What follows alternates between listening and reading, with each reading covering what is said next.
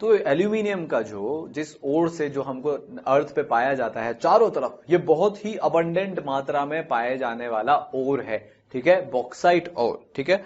Aluminium जो है वो one of the most abundant substances हैं अर्थ पे।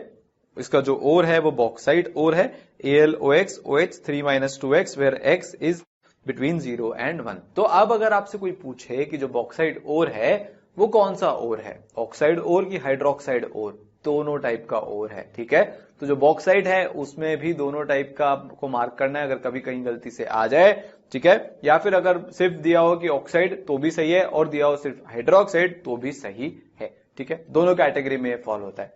अब देखो ये बड़ा इंटरेस्टिंग है, क्यों? क्योंकि यहां पे इम्प्योरिटी की मात्रा के हिसाब से हमको अपना प्रोसेस चेंज करना पड़ता है। सो Al से Al2O3.2H2O बनाने का फ्लो चार्ट हम देखते हैं। फाइनली डिवाइडेड और बॉक्साइट Al2O.2H2O, मतलब हम बेसिकली सबसे पहले यहां से इस तक पहुंचेंगे, Al फ्रॉम Al2O3.2H2O, बॉक्साइट से एल्यूमिनियम तक। अगर red bauxite Al2O3.2H2O Fe2O3 major impurity हुआ तो आयरन ऑक्साइड जो है Fe2O3 जो है वो लाल रंग का होता है। तो ये आपको क्या होता है, उस इंप्योरिटी के कारण जो आपका बॉक्साइट ओर है वो भी आपको लाल रंग का दिखने लगता है। मेजर इंप्योरिटी क्या है, Fe2O3। दूसरा व्हाइट बॉक्साइड, इसमें क्या है मेजर इंप्योरिटी, सिलिका की मेजर इंप्योरिटी होती है, SiO2 की मेजर इंप्योरिटी होती है। तो अब मेजर इंप्योरिटी कितनी किसकी है और उसकी कितनी मात्रा है, इसके ऊपर हम डिसाइड करेंगे अपना कॉन्सेंट्रेशन का पहला प्रोसेस। यहां पे जो है केमिकल कॉन्सेंट्रेशन, लीचिंग के थ्रू कॉन्सेंट्रेशन होता है, ठीक है ना। तो अगर रेड बॉक्साइड की बात करें तो आप उसको बेयर्स प्रोसेस से कॉन्सेंट्रेशन कर सकते हो, अभी देखते हैं क्या होता है, या फिर आप उसके लिए हॉल्स प्रोसेस को कॉन्सेंट्रेशन कर सकते हो। ये थोड़ा सा हाई टेम्परेचर पे होता है जो हॉल्स प्रोसेस है वो, ठीक है ना। कॉन्सेंट्रेशन आप कर सकते हो सरपेक्स प्रोसेस से अगर आपके पास व्हाइट बॉक्साइट है तो। अच्छा, अब हमने लीचिंग तो करा ली, ठीक है, केमिकल सेपरेशन वगैरह हमने कर दिया। अब आपको क्या लगता है यहां पे हम कार्बन रिडक्शन कर पाएंगे क्या? क्योंकि Al2O3 क्या होता है, बहुत नीचे लाए करता है लिंगम डायग्राम पे। तो कार्बन से नॉर्मल मतलब आप नॉर्मल तो छोड़ो, कार्बन से अगर आपको एल्यूमिनियम का रिडक्शन कराना है तो 2000 डिग्री से ज्यादा टेम्परेचर लगाना पड़ेगा। और 2000 डिग्री से ज्यादा टेम्परेचर लगाना ये बहुत बेवकूफी भरा काम है, क्योंकि आप इतना टेम्परेचर मेंटेन कैसे करोगे। तो पहले तो आप एक काम करो, Al2O3 को जैसे आपने केमिकल लीचिंग प्रोसेस के थ्रू अलग किया, उसके बाद सिर्फ एक ही रास्ता है और वो रास्ता जाता है इलेक्ट्रोलिसिस के थ्रू। तो यहां पे अब जब हमको Al2O3 मिलेगा हम उसका इलेक्ट्रोलाइटिक रिडक्शन कराएंगे, कार्बन रिडक्शन नहीं कराएंगे, ठीक है। हॉल हेरोल्ड प्रोसेस से हम ये कराने वाले हैं, उससे हमको इम्प्योर Al मिलेगा। फिर हम उसका प्योरिफिकेशन और ज्यादा करा लेंगे हूप्स प्रोसेस से, यहां पे जाके फिर आपको वेरी प्योर एल्यूमिनियम मिलेगा, ठीक है। तो पहले तो अपन देखते हैं Al2O3 तक कैसे पहुंचेंगे, उसके बाद रिडक्शन के लिए हॉल हेरोल्ड प्रोसेस देखते हैं, फिर प्योरिफिकेशन के लिए हूप्स प्रोसेस देखेंगे, ठीक है। चलो सो ये तो हमारा जो प्रोसेस है ये बायर्स प्रोसेस से इसका कॉन्सेंट्रेशन का है। देखो हम केमिकल लीचिंग में क्या करते हैं, हमारे पास सॉलिड ओर है, हम ये चाहते हैं कि हम उसको किसी में डिसॉल्व करा लें, ठीक है। बाकी जो इंप्योरिटीज बचेंगी वो डिसॉल्व नहीं होंगी तो उनको फिल्टर आउट करेंगे, बाहर फेंक देंगे। यहां पे भी हम ऐसे ही करते हैं, NaOH सॉल्यूशन के साथ हम इसको डिसॉल्व करा लेते हैं तो ये एक सॉल्युबल कॉम्प्लेक्स बन जाता है या फिर सॉल्युबल कंपाउंड बन जाता है। यहां पे उस सॉल्युबल कंपाउंड को फिर हम बाद में बाहर निकाल लेते हैं और फिर वहां से क्रिस्टलाइजेशन करा लेते हैं, जिससे हमारे पास AlOH होल थ्राइस बन जाता है। अब आप इस AlOH होल थ्राइस को हीट कर दोगे तो आपके पास Al2O3 और पानी बन जाएगा। पानी जो है वो ऑब्वियसली उस टेम्परेचर पे गैसियस फेज में होगा, वेपर फेज में होगा तो उड़ जाएगा, ठीक है। पहला प्रोसेस, सबसे पहले आप डिसॉल्व करो आपके ओर को, सारी इंप्योरिटीज डिसॉल्व नहीं होगी, Al2O3 जो है वो डिसॉल्व हो जाएगा, NaAlO2 बनाएगा। फिर उसका आप क्रिस्टलाइजेशन करवा लो तो आपके पास AlOH होल थ्राइस बनेगा, फिर आप इसको हीट करवा लो, काम खत्म, ठीक है। तो आपके पास Al2O3 मिल जाएगा, फिर हम उसको हॉल हेरोल्ड प्रोसेस में डाल देंगे, ठीक है। ये कौन सा तरीका हुआ इतना लंबा चौड़ा, ये हॉल्स प्रोसेस वाला तरीका हुआ। बायर्स देखा अभी हमने, अब हम हॉल का तरीका देखेंगे। सो Al2O3.2H2O हमने Na2CO3 के साथ रिएक्शन करवाया तो हमारे पास बन गया NaAlO2 H2O CO2। ये जो है ये एक्वस बनेगा, आप इसको फिल्टर करवा लो, ठीक है। तो इंप्योरिटीज सारी बाहर, यहां पे Fe2O3 की मेजर इंप्योरिटी होती है, उससे हमारा पीछा छूटा। फिर हम इसको दोबारा से क्या करा लेंगे, क्रिस्टलाइज करा लेंगे, ये प्रेसिपिटेट होगा, बाहर आ जाएगा, ठीक है, फिल्टर कर लो, बाकी सब गायब, सिर्फ आपके पास AlOH होल थ्राइस बनेगा। फिर आप इसको हीट कर दो 1500 डिग्री सेल्सियस पे, आपके पास Al2O3 बनेगा, H2O जो है 1500 पे तो वेपर ही होगा, उड़ जाएगा, ठीक है। ये तो रेड बॉक्साइट के लिए हुआ। व्हाइट बॉक्साइट के लिए क्या है, व्हाइट बॉक्साइट के लिए है ये सरपेक्स प्रोसेस। इसमें हम कार्बन और नाइट्रोजन के साथ रिएक्शन करवाते हैं, तो हमारा एल्यूमिनियम नाइट्राइड बनता है, कार्बन मोनोक्साइड बाहर, H2O बाहर। पर हम फिर से क्या करते हैं, H2O के साथ रिएक्शन कराते हैं, NH3 गैस बन के बाहर उड़ जाएगी और AlOH होल थ्राइस बन जाएगा सॉलिड, ठीक है। सॉलिड बना, फिर आप इसको 1500 डिग्री, फिर तो प्रोसेस सेम ही है, तो तीनों तरीके से आपके पास Al2O3 आ गया, ठीक है। अब इसमें कोई इंप्योरिटी नहीं है, लीचिंग करके सारी इंप्योरिटीज को हमने धो डाला है, लिटरली धो डाला है, ठीक है ना। Al2O3 हमारे पास आया। अब हम रेडी है अगले स्टेप पे जाने के लिए, जो कि है इलेक्ट्रोलिटिक रिडक्शन, ठीक है ना। तो रेडी हम इलेक्ट्रोलिटिक रिडक्शन कराने के लिए, करा लेते हैं। हॉल हेरोल्ड प्रोसेस के थ्रू ये होने वाला है। जो प्योरिफाइड Al2O3 है उसको हम Na3AlF6 के साथ मिक्स करते हैं या CaF2 के साथ, जो कि उसका मेल्टिंग पॉइंट को लोअर कर देता है और कंडक्टिविटी बढ़ाता है। आपको पता है अगर आपको Al2O3 को मेल्ट कराना है किसी भी प्रोसेस के थ्रू, तो अप्रोक्सीमेटली 2100 डिग्री सेल्सियस का टेम्परेचर अचीव करना पड़ेगा। हम उतने बेवकूफ नहीं है, इतना पैसा कहां से लाएंगे, इतना करंट आपको यहां पे डालना पड़ेगा 2100 डिग्री सेल्सियस का टेम्परेचर लाने के लिए कि वो जो है एकदम ही इम्प्रैक्टिकल सा मेथड हो जाएगा। तो हम क्या करते हैं, Na3AlF6 का जो है हम यहां पे इसके साथ मिक्स करते हैं, इससे जो इसका मेल्टिंग पॉइंट है ना वो ऑलमोस्ट आधा हो जाता है। ये टेम्परेचर हम 1000-1200 डिग्री सेल्सियस के आसपास तो आराम से अचीव कर सकते हैं, खर्चा कम हो जाएगा। तो हमने ये किया और साथ में कंडक्टिविटी भी बढ़ गई, ठीक है। तो जो फ्यूज मैट्रिक्स है, मतलब Al2O3 और Na3AlF6 को हम इलेक्ट्रोलाइज करा लेते हैं, स्टील कैथोड और ग्रेफाइट एनोड का हम यहां पे यूज करने वाले हैं, ठीक है। सो अपरेटस कैसा दिखता है, ऐसा दिखता है। ये जो है ये स्टील है, एनोड की तरह से काम करेगा, मतलब यहां पे ऑक्सीडेशन होगा, ठीक है, एनोड पे ऑक्सीडेशन होता है। ये जो है ये भाई साहब ग्रेफाइट के कैथोड हैं, ये चारों, ये पांचों, 1 2 3 4 5। सो ग्रेफाइट कैथोड, यहां पे क्या होने वाला है, यहां पे जो है रिडक्शन होने वाला है, मतलब Al+3 यहीं पे आएगा, ठीक है ना, और Al में कन्वर्ट होगा। बस सिंपल है। यहां पे हमने जो है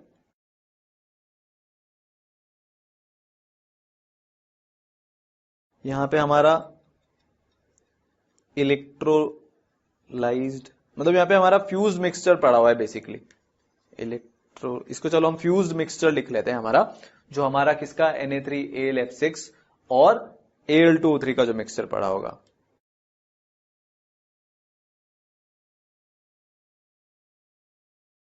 ठीक है ना, वो हमारा यहां पे पड़ा हुआ है, बात समझ में आई, ठीक है। बस अब हमने उसको यूज किया, फिर हमने यहां पे जो है बिजली डाली, इलेक्ट्रिक करंट पास कराया, तो कुछ एक रिएक्शंस होंगे, ठीक है। अब यहां पे प्रॉब्लम क्या होती है, अभी से बता देता हूं। प्रॉब्लम ये होती है कि O2 गैस इवॉल्व होगी यहां पे, ठीक है। Al2O3 है ना, तो एल्यूमिनियम बनेगा और O2 गैस इवॉल्व होगी। अब वो जो O2 गैस है वो इन पे अटैक कर देती है, तो यहां पे जो कार्बन के हमारे जो कैथोड है ना ग्रेफाइट के, ये बहुत ज्यादा कोरोड होते हैं, हमको बार बार इनको बदलना पड़ता है, तो खर्चा बहुत बढ़ जाता है। तो हम यहां क्या करते हैं, हम यहां पे कार्बन डाल लेते हैं। तो होता क्या है कि सारा रिएक्शन इन वाले ग्रेफाइट के कैथोड के साथ नहीं होता, थोड़ा सा यहां चल जाता है ऑक्सीजन, यहां, तो सरफेस एरिया ज्यादा मिल जाता है इस O2 को अटैक करने के लिए, तो जो कोरोजन है वो रिलेटिवली कम हो जाता है, ठीक है। तो फ्यूज मिक्सचर हमने यूज किया, इलेक्ट्रिक करंट पास किया, एल्यूमिनियम जाएगा कैथोड के पास, Al में कन्वर्ट होगा। अच्छा एक और बात, जो एल्यूमिनियम है उसकी डेंसिटी ज्यादा होती है, एल्यूमिनियम की डेंसिटी ज्यादा होती है, तो एल्यूमिनियम यहां पे प्योर एल्यूमिनियम मोल्टन फॉर्म में यहां पे जो है इकट्ठा होने लग जाएगा, ठीक है। ये क्या है, एल लिक्विड फॉर्म में। फिर आप क्या करो, उसको आप यहां से हटा लो, यहां से वो हट जाएगा। थोड़े थोड़े टाइम में आप हटाते रहो ताकि एकदम से भी नहीं हटाना पड़े, बस। तो ये हॉल हेरोल्ड प्रोसेस में रिडक्शन हो गया। इंप्योरिटीज अभी भी हैं, वो हम अभी हूप्स प्रोसेस में दूर कर लेंगे, है ना। तो इसके फंक्शनिंग देख लेते हैं। Electrolysis of the molten mass is carried out in an electrolytic cell using carbon electrodes, ठीक है। Oxygen liberated at anode, anode पे लिबरेट होगी क्योंकि वहां पे ऑक्सीडेशन हो रहा है, इसका ऑक्सीडेशन करना पड़ेगा। Reacts with the carbon of anode producing CO and CO2, इसको अपन कम करेंगे, ठीक है। This way for each kg of aluminium produced about 0.5 kg of carbon anode is burnt away, खत्म हो जाता है, ये मिट जाती है, ठीक है ना। यहाँ पे कार्बन इलेक्ट्रोड्स करोड़ होते जाते हैं बहुत। उस तरह से यहाँ पे जो है आपको जो ग्रेफाइट है उसको बार बार रिप्लेस करना पड़ता है, एक ये अलग खर्चा है ना, तो महंगा है। इसीलिए अगर आप देखो एल्यूमिनियम इतना अबंडेंट है तो उसकी भी जो रेट है, रेत जैसी कम होनी चाहिए, सस्ते में मिल जाना चाहिए, पर मिलता नहीं है, बहुत खर्चे हैं। पहले तो आपको बहुत ज्यादा इलेक्ट्रिक करंट पास कराना पड़ता है, तो बिजली की रिक्वायरमेंट ही बहुत ज्यादा है, ऊपर से ये कार्बन ग्रेफाइट इन सबको बार बार रिप्लेस करते रहो, तो ओवरऑल खर्चा बढ़ जाता है इसके प्रोडक्शन में, इसलिए ये मेटल इतना महंगा आता है, ठीक है। सो कोरोजन प्रिवेंट करने के लिए कोक पाउडर हम टॉप ऑफ द सरफेस पे ऐड कर देते हैं, which will provide more surface area to react with oxygen liberated anode, जैसा कि हमने देखा, ठीक है ना। और क्या है भाई, इसमें जो इलेक्ट्रोलाइटिक रिएक्शंस है वो कुछ ऐसे होते हैं। कैथोड पे Al3+ 3 इलेक्ट्रॉन खा जाएगा, लिक्विड में कन्वर्ट हो जाएगा, नीचे सेटल हो जाएगा ज्यादा डेंसिटी होने के कारण। एनोड पे क्या होगा, जो ये है मेल्ट में से ऑक्सीजन जो है ऑक्सीडाइज होके गैस बना के उड़ जाएगा, कार्बन पे अटैक कर देगा, CO2CO बना देगा, ठीक है। अब ये जो है हमारा है इलेक्ट्रो रिफाइनिंग है, ये एल्यूमिनियम की हूप्स प्रोसेस के द्वारा। अब इसमें बड़ा ही इंटरेस्टिंग सा प्रोसेस होता है। इसमें हम क्या करते हैं, 3 लेयर बनाते हैं। सबसे ऊपर वाली लेयर है प्योर एल्यूमिनियम की, ये जो ग्रे वाली लेयर है। फिर ग्रीन वाली लेयर का हम उसमें जो है सॉल्ट्स लेते हैं, और वो सॉल्ट इस तरह से लेते हैं कि जो उसकी डेंसिटी है वो प्योर एल्यूमिनियम से तो ज्यादा हो, पर ये जो नीचे Al2O3 इम्प्योर पड़ा होगा उससे कम हो, ठीक है। तो बीच की डेंसिटी हो तो वो बीच में ऐसे तैरे, तो यहां पे इलेक्ट्रोलाइटिक मिक्सचर हमने बनाया। तो ये तो कैथोड की तरह से काम करते हैं, और ये जो ग्रेफाइट की रॉड्स हैं ये एनोड की तरह से काम करती हैं, और ये इस मिक्सचर में इलेक्ट्रिसिटी भी उसका आना जाना एकदम आसान तरीके से हो सके ये इंश्योर करती है। तो यहां पे होता क्या है, यहां पे होता ये है कि इस इलेक्ट्रोलाइट में से प्योर तो नहीं, आयन तो आयन ही है, Al+3 ऊपर जाता है, Al+3 ऊपर जाता है, ठीक है, समझे बात। सब कुछ अभी मोल्टन फॉर्म में है, मतलब Al+3 यहां पे भी होंगे।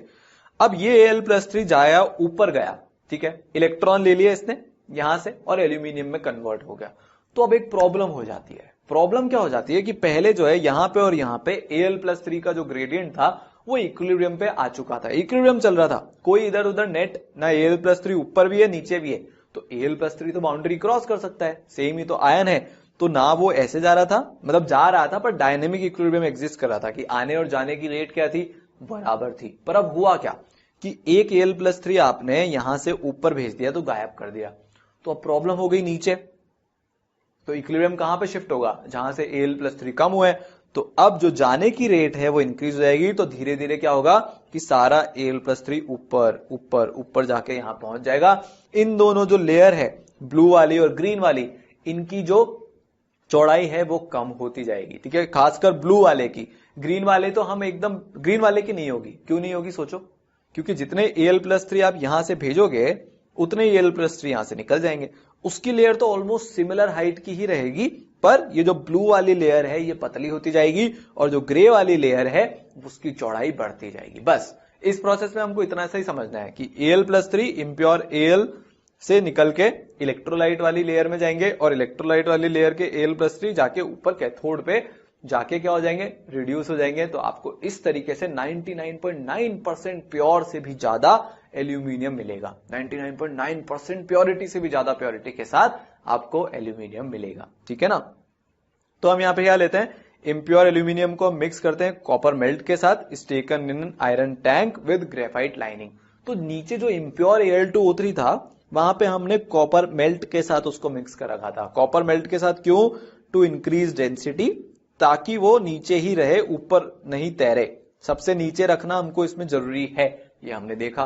3 लेयर बनानी बहुत जरूरी है, तो कॉपर डाल के उसकी डेंसिटी इंक्रीज कर देते हैं। अच्छा, फिर layer of pure L acts as cathode, the graphite rods at the top are essential for electrical connection also. जो हमने हमें फिगर देखा उसमें ये एनोड की तरह से भी काम करती है। ठीक है, जो इलेक्ट्रोलाइट है वो मोल्टन मिक्सचर है क्रायोलाइट का और BaF2 का, जो कि Al2O3.BaF2 के साथ सैचुरेटेड है। और Al2O3.BaF2 हम CaF2 की जगह ऐड करते हैं, CaF2 भी ऐड कर सकते थे, कंडक्टिविटी बढ़ जाती, मेल्टिंग पॉइंट कम हो जाता, पर डेंसिटी की प्रॉब्लम हो जाती। इसलिए हम क्या लेते हैं, हेवी, बेरियम हेवी मेटल है तो वो डेंसिटी बढ़ाएगा। अगर बेरियम हेवी मेटल है, डेंसिटी बढ़ाएगा, तो जो पर्टिकुलर डेंसिटी हमको चाहिए वो यहां पे मेंटेन हो जाएगी। बात समझ में आई? क्यों हम यहां पे Al2O3.BaF2 लेते हैं? ठीक है, आगे देखते हैं। मतलब आगे जाए उससे पहले एक बार, आपको बात समझ में आ रही है ना? देखो, हमको क्या है कि हमको प्योर एल्यूमिनियम बनाना है। अच्छा, प्योर एल्यूमिनियम कैसे बनाए? इम्प्योर एल्यूमिनियम से बनाएंगे। एल्यूमिनियम के साथ अब ज्यादा दूसरे प्रोसेस जहां पे आप उसको मेल्ट करवाना चाहते हो हीट करके, वो पॉसिबल नहीं है क्योंकि मेल्टिंग पॉइंट बहुत ज्यादा होता है। तो हम क्या करें? तो हमने हूप्स प्रोसेस का तरीका निकाला। इम्प्योर एल नीचे लेंगे, बीच में इलेक्ट्रोलाइट रखेंगे, ऊपर प्योर एल्यूमिनियम रख देंगे। प्योर एल्यूमिनियम वाले को हम कैथोड बना देंगे, तो वहां पे एक्सेस इलेक्ट्रॉन्स रहेंगे। इलेक्ट्रोलाइट में से Al+3 उन इलेक्ट्रॉन से अट्रैक्ट हो जाएंगे और ऊपर भागेंगे। भाग गए ऊपर, तो नीचे जो Al2O3 की मेल्ट थी, इम्प्योर Al2O3 था, हमने उसको मेल्ट करा दिया, तो Al3+ और O2- में एग्जिस्ट कर रहे होंगे। सिंपल बात है, ठीक है ना? अब क्या होगा कि क्योंकि इक्विलिब्रियम एस्टैब्लिश था, जैसे ही एक Al+3 बीच में इलेक्ट्रोलाइट की लेयर से निकला तो इक्विलिब्रियम डिस्टर्ब हो गया। ली शैटेलर प्रिंसिपल लगेगा। इक्विलिब्रियम को मेंटेन करने के लिए इम्प्योर एल्यूमिनियम में से जो ऊपर इलेक्ट्रोलाइट था उस लेयर में एक नया Al+3 जाएगा। यही प्रोसेस कंटिन्यू होता रहेगा, होता रहेगा, होता रहेगा। जो इम्प्योर Al वाली लेयर थी वो कम होती रहेगी और जो प्योर एल्यूमिनियम वाली लेयर थी उसकी थिकनेस, मोटाई इंक्रीज होती रहेगी। ये प्रोसेस है। डेंसिटीज का हमको ध्यान रखना है, इसलिए CaF2 की जगह हमने Al2O3.BaF2 लिया। बीच वाली लेयर की डेंसिटी दोनों के बीच की हो जाए, इसीलिए कॉपर मिलाया। क्यों? नीचे वाली लेयर में, ताकि उसकी डेंसिटी सबसे ज्यादा हो जाए। ठीक है ना? सिमिलरली इम्प्योर एल्यूमिनियम में कॉपर मेल्ट को हमने डेलिबरेटली ऐड किया था उसकी डेंसिटी इंक्रीज करने के लिए, इस तरीके से कि वो बॉटम लेयर में सेपरेट लेयर, मतलब सेपरेट बॉटम लेयर की तरह एग्जिस्ट कर सके। ठीक है, जो रिएक्शंस इन्वॉल्व हैं प्रोसेस में वो ये हैं। एनोड पे क्या हो रहा होगा भाई? एनोड पे ये हो रहा होगा कि एल्यूमिनियम जो है वो Al3+ बन रहा है और 3 इलेक्ट्रॉन्स यहां पे जो हैं छूट रहे हैं। 3 इलेक्ट्रॉन छूट रहे हैं, वही तो नीचे जो Al3+ आएगा उसको 3 इलेक्ट्रॉन मिलेंगे और वहीं पे तो Al जमा होगा कैथोड पे। Al3+ प्लस 3 इलेक्ट्रॉन ये आपको एल्यूमिनियम देंगे। ठीक है, एनोड पे हमने जो है जबरदस्ती यहां पे इलेक्ट्रॉन्स को जनरेट करवाया ताकि वो इस Al3+ को आके एल्यूमिनियम में कन्वर्ट कर सके। तो ये यहां पे रिएक्शंस होते हैं। यहां पे ये काम का नहीं है रिएक्शन क्या हो रहा है, हमको बस छोटा सा एक स्लाइट आइडिया लेना था। प्रैक्टिकली तो बहुत सारे कंसिडरेशंस होते हैं, पर छोटा सा हमको स्लाइट आइडिया लेना था हूप्स प्रोसेस का। यहां पे इंपॉर्टेंट 2 चीजें हैं कि प्रोसेस हो किस तरह से रहा है, नीचे की लेयर से Al3+ ऊपर तक जा रहे हैं। दूसरा, डेंसिटीज को मेंटेन करने के लिए हमने अलग अलग इलेक्ट्रोलाइट्स लिए हैं। ठीक है ना? जो बॉटम सरफेस है टॉप लेयर का, द प्योर Al मेल्ट, उसको कैथोड की तरह से एक्ट कर रहा है और Al3+ enters as Al from the electrolyte. ये हमको समझ में आ गई बात, है ना? तो देखो, ये जो मेटलर्जी होता है, ये जितने भी प्रोसेस हमने एक्सट्रैक्शन के अभी देखे या फिर हमने जो भी चीजें समझी, ये हमने बहुत ही एक सिंप्लीफाइड तरीके से समझा, है ना? ओवर सिंप्लीफाई करके हमने इसको समझा। एक्चुअली में बहुत सारे कंसिडरेशंस होते हैं, मेल्ट को निकालेंगे कैसे, और भी जो हमने प्रोसेस पढ़े वो बहुत सिंप्लीफाइड थे। एक्चुअल प्रोसेस जो होते हैं बहुत ज्यादा उसमें टेक्निकलिटीज हमको घुसानी होती हैं। ठीक है, क्योंकि हमको बहुत सारी चीजों को ध्यान रखना पड़ता है, तो ऑब्वियसली बहुत सारे फैक्टर्स आएंगे, उनको मिटिगेट करने के लिए हमको बहुत सारे तरीके अपनाने पड़ेंगे। तो जितना सिंपल अगर हमको ये दिख रहा है कि मेटल इतनी आसानी से एक्सट्रैक्ट हो जाते हैं, एक्चुअल लाइफ में उतने नहीं होते। अगर आप प्लांट सेटअप करने जाओगे तो आपके पास बहुत सारी चीजें ऐसी आएंगी जिनको आपको ध्यान रखना पड़ेगा, पर हमने बेसिक सबके क्लियर कर लिए। कौन सी इंप्योरिटी होती है, उसको कैसे हटाएंगे, रिफाइन कैसे करेंगे, रिडक्शन कैसे करवाएंगे, ये सारी चीजें। तो अब आपके सामने जब भी कोई मेटल आए, एक बार जरूर दिमाग में सोचना कि यार ये प्रोड्यूस कैसे हुआ होगा, कौन सा मेटल इसमें मेजॉरिटी में है, कहां पे प्रोड्यूस हुआ होगा, कितना जो है इंडस्ट्री वालों का खून पसीना एक होके आपके पास कोई मेटल आता है। तो ये इंजीनियरिंग का एक बहुत बड़ा कमाल है। मेटल एक्सट्रैक्शन जो है ना, एक बहुत ही बड़ा कमाल है ये, ठीक है ना। पूरे एक ऐसे इन जनरल इंडस्ट्री का, फिजिक्स का, केमिस्ट्री का बहुत बड़ा कमाल है। और ऑब्वियसली हमारे ब्रेन का तो है, तो बायो तो उसमें ही, जब तक हमारा ब्रेन नहीं होता तो एक्सट्रैक्ट कैसे करते। तो मल्टी डिसिप्लिनरी फील्ड है, जैसा कि हमने पहले भी डिस्कस किया था, और बहुत ही इंटरेस्टिंग मजेदार फील्ड है, ठीक है।